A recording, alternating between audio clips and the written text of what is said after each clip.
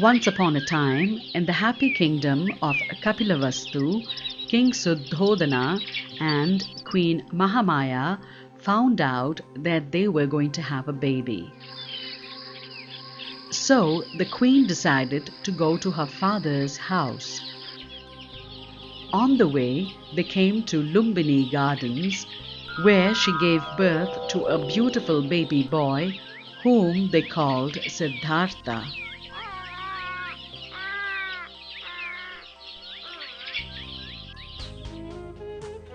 Sadly, 7 days later, the queen died.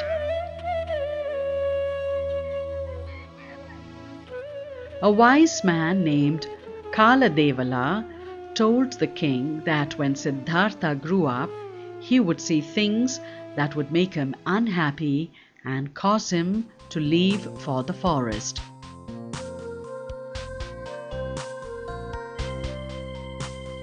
The king therefore never allowed Siddhartha to go outside the palace gates.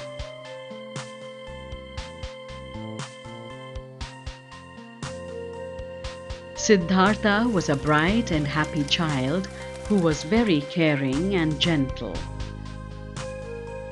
One day, Siddhartha and his cousin Devadatta were taking a walk.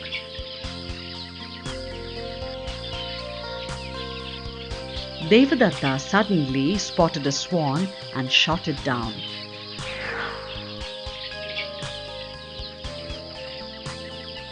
They then ran to see the wounded bird. Siddhartha was horrified to see the wounded bird. He pulled out the arrow and applied some herbs over the wound.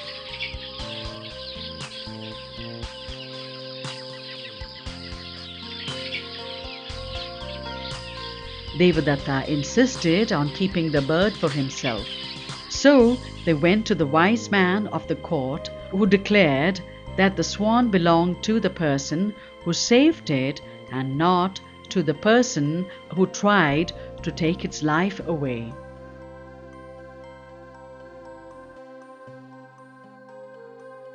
Siddhartha often sat by himself. One day, Siddhartha accompanied his father to watch a bullfight, but after a while, he quickly slipped away. He was later found meditating under a tree, quiet and happy by himself.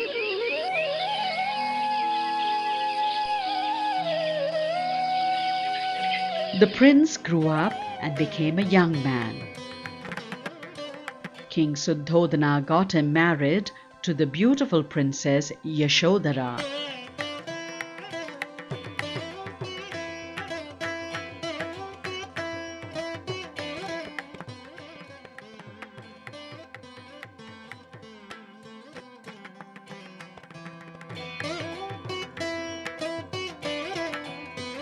But Siddhartha wasn't happy in the palace.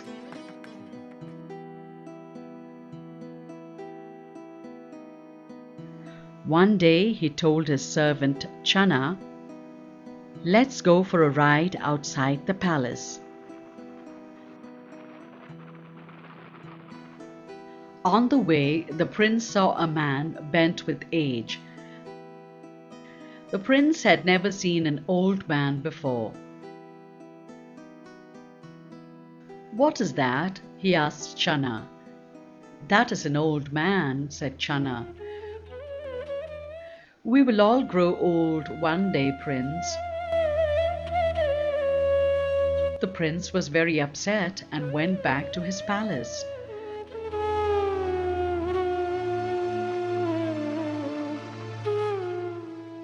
After a few days, Siddhartha went out again.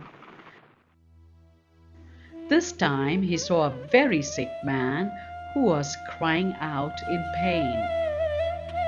Siddhartha had never seen a sick man before, and so he asked Channa, "Why is that man crying?"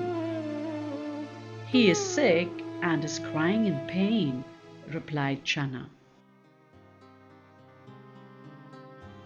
Again, Siddhartha was very upset and went back to the palace.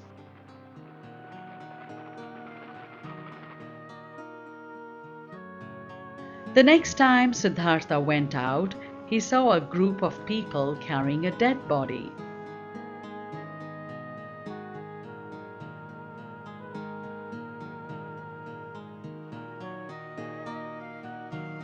Channa explained to Siddhartha that he was seeing a dead person and said, "One day we will all die." Siddhartha realized that his father had kept him inside the palace to protect him from these things.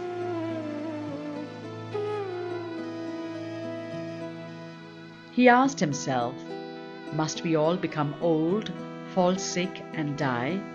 Is there no other way?" Siddhartha went out again. This time he saw a man with a shaven head, wearing orange robes and carrying a bowl in his hand. The man looked very content. Siddhartha asked Channa, "Who is that man?" Channa said, "That is a wise man who has left everything and gone to the forest to seek happiness."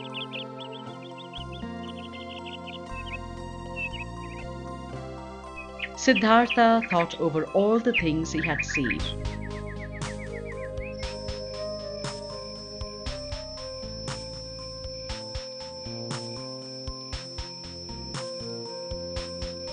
He then decided to leave home in search of happiness. So, one night, while his wife and son Rahula were fast asleep, Siddhartha, along with his faithful servant Channa, quietly left the palace.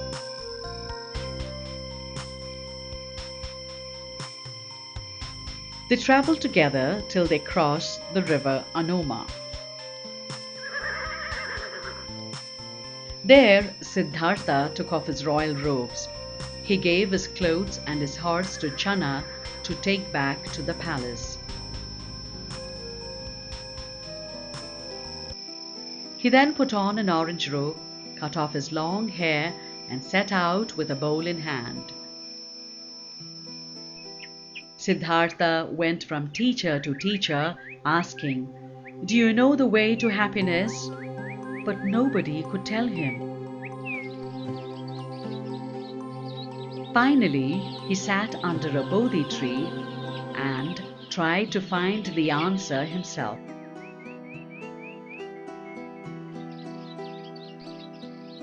Many days later, his quest ended. He had now become a wise man, and people called him Gautama Buddha.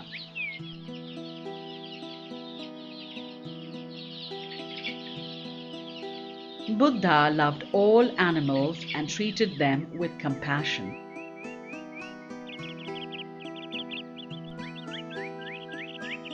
Once, his jealous cousin Devadatta sent wild elephants to attack Buddha. However, on seeing Buddha, the elephants bowed down before him.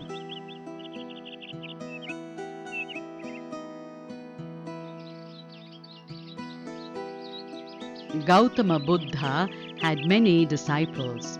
He went from place to place, teaching people what he had learned. His students lived in groups called Sangha. He preached that one could attain happiness by being content with what one had and showing compassion to all beings. When Buddha returned to Kapilavastu, his father, wife, and son, along with many others, became his disciples. One of his relatives, called Ananda, became Buddha's faithful disciple and took care of him when he grew old. Buddha preached for another 45 years. By then, he had become an old man of 80 years.